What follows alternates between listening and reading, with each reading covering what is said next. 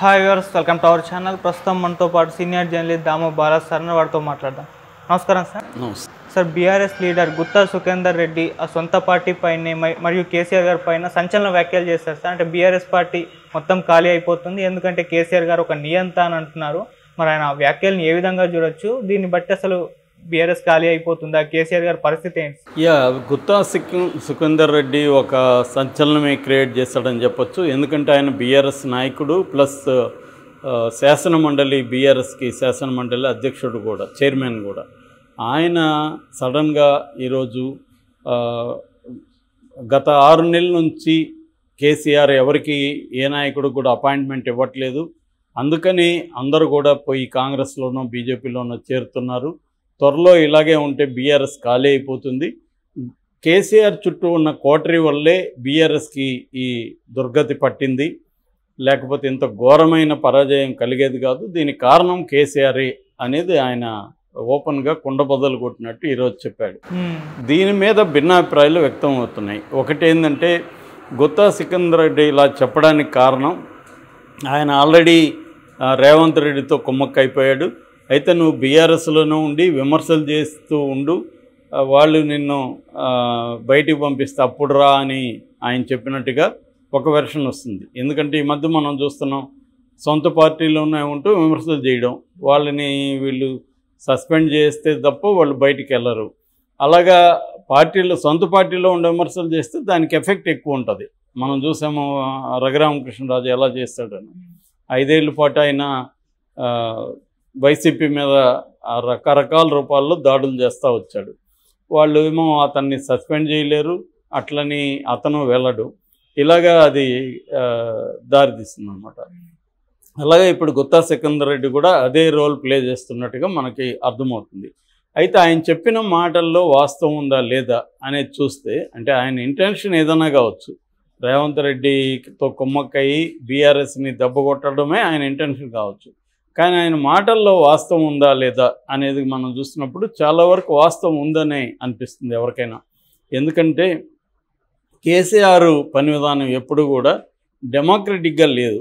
ఆయన పని విధానం అంతా కూడా ఒక రకమైన నియంత పని విధానమే అయింది. ఎవరి మాట వినడం కానీ, ఎవరితో అయినా చర్చించడం కానీ అది లేదనేది ఎక్కువ మంది చెబుతారు.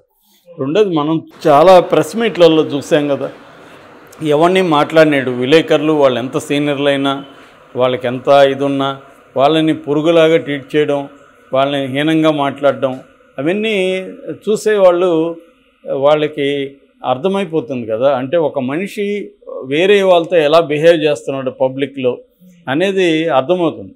చంద్రబాబు కూడా లాస్ట్ 2014లో ఆయన గెలిచిన తర్వాత వివిధ సెక్షన్స్తో ఆయన ఎలా మాట్లాడాడు, ముఖ్యంగా కొంతమంది బీసీలతో ఆయన ఎలా మాట్లాడి తోక కట్ చేస్తాను, అది చేస్తానని ఓపెన్గా పబ్లిక్గా మాట్లాడినప్పుడు వాళ్ళని భయపెట్టచ్చేమో, కానీ పబ్లిక్ అంతా చూస్తున్నప్పుడు ఓహో ఇతనులో అహంకారం పెరిగిపోయింది అన్న అభిప్రాయం జనాల్లోకి వెళ్తుంది.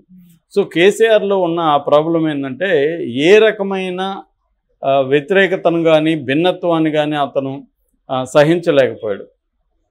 మామూలుగా నియంతలకి ఏంటంటే విపరీతమైన ఇన్సెక్యూరిటీ ఫీలింగ్ ఉంటుంది. మనం చూస్తే హిట్లర్ కావచ్చు, స్టాలిన్ కావచ్చు, ఇలాంటి నియంతలు అందరూ కూడా విపరీతమైన ఒక భయంతో బతుకుతుంటారు వాళ్ళు. ఇన్సెక్యూరిటీ అంటే ఎవడేమి చేస్తాడో మనల్ని, ఎవడు మనకి వ్యతిరేకంగా తిరుగుబాటు చేస్తాడేమో అని ఏమాత్రం డౌట్ ఉన్నా వాళ్ళని చంపేసే కార్యక్రమం నియంతలు విపరీతంగా చేశాడు. స్టాలిన్ అలాగే తన పాలిట్ బ్యూరోలోనే దాదాపు 70-80% వాళ్ళని చంపేశాడని ఈ మధ్య ఆర్కైవ్లో అనేక విషయాలు బయటకు వచ్చాయి. డాక్యుమెంట్స్ ఇవన్నీ రష్యన్ ఆర్కైవ్స్ అంతా కూడా ఓపెన్ అయినాయి. అప్పుడంతా దాచిపెట్టారు. సో దాని మీద మా ఫ్రెండ్ ఒక అతను రీసెర్చ్ కూడా చేస్తున్నారు.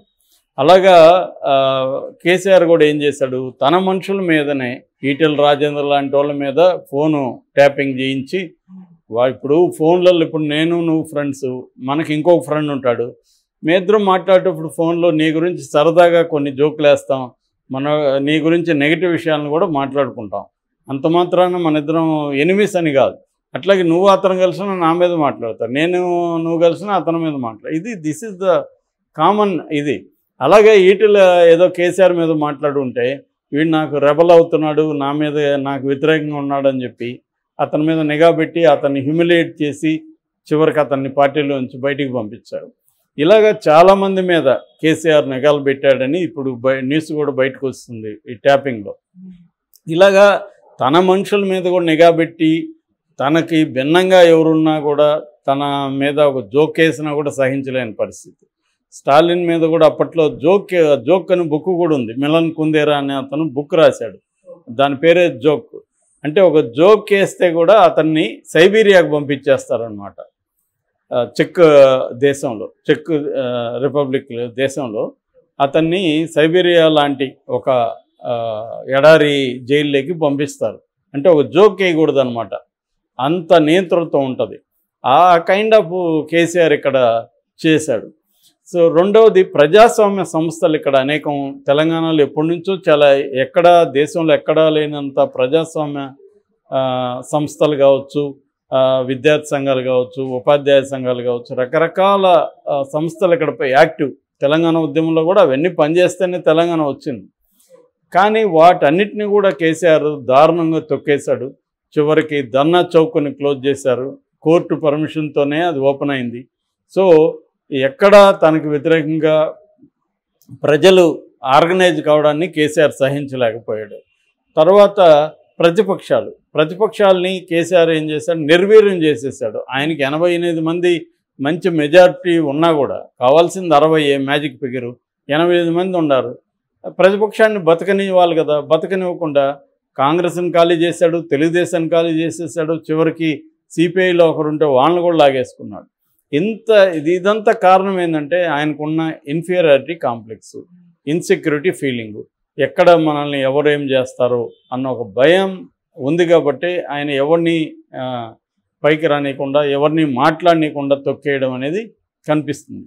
అందుకని ఆయన ఎవరికి అపాయింట్మెంట్ లేకపోవడం, తన చుట్టూ క్వార్టర్ని పెట్టుకోవడం, అదంతా ఇప్పుడు ఈయన గుత్తా మాట్లాడింది కరెక్ట్ అది. సో దానివల్ల ఏమైందంటే కేసీఆర్కి అహంకారం అన్న అభిప్రాయం జనాల్లో బాగా పెరిగింది.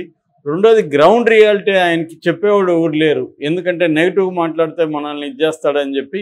రెండోది, ఆయనకి ఎవరైనా భిన్నంగా మాట్లాడితేనే సర్రమని కోపం వచ్చి వాళ్ళ మీదకి ఎంత ఎత్తి ఎగురుతాడు కదా, చూసాం కదా అందరూ విలేకరులను ఎట్లా ఆడుకున్నాడు. సో ఆ యాంగిల్లో ఆయనతో ఎవడు మాట్లాడేవాళ్ళు లేడు. దానివల్ల ఆయన ఒక స్వీయ భ్రమలో బతుకుతున్నాడు, సెల్ఫ్ ఇల్యూజన్లో బతకడం మొదలుపెట్టాడు. తను ఏదో గ్రేట్ ఇది చేస్తున్నాను. ఆయనకు అనిపిస్తే ఎవరికైనా కోట్లు ఇస్తాడు. ఆ మధ్య చూసాం కదా, సానియా మిర్జా లాంటి వాడు ₹1 ఇట్లా శాంక్షన్ చేయడం, ఆయనకు అనిపిస్తే దాన ధర్మాలు చేయడం. అంటే ఆయన ఒక నియంత రాజులాగా ఈ తెలంగాణ ఒక రాజ్యంలాగా పరిపాలించాడు తప్ప ఇది ఒక డెమోక్రటిక్ స్టేట్ అని, ఈ డెమోక్రసీలో తాను ఒక సర్వెంట్ అని, పబ్లిక్ సర్వెంట్ అనే విషయాన్ని ఆయన కంప్లీట్గా మర్చిపోయాడు. ఆయనకి చెప్పేవాళ్ళు ఎవరు లేరు. చివరికి హరీష్ రావును కూడా చాలా కాలం పక్కన పెట్టేశాడు, ఇదే కారణం అని చెప్తారు.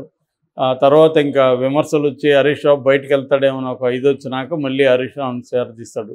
సో ఫస్ట్ టర్మ్లో కంటే కూడా సెకండ్ టర్మ్లో ఆయన పబ్లిక్ లైఫ్కి దూరం అయిపోతూ వచ్చాడు. ఎక్కడో కూర్చోవడం, అక్కడ నుంచి పరిపాలన చేయడం.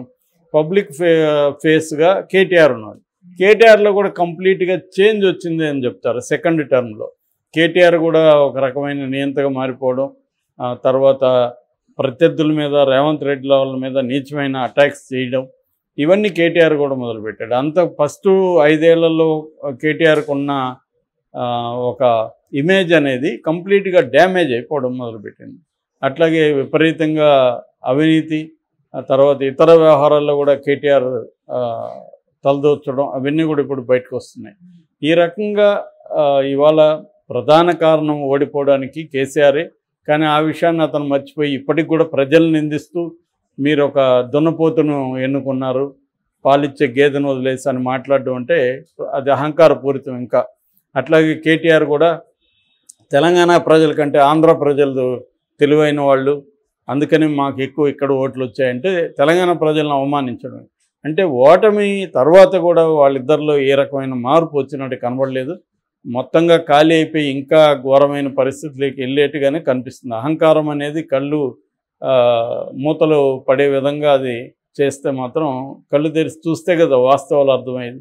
ఇప్పటికి కూడా అర్థం కాలేదనే మనకి అనిపిస్తుంది.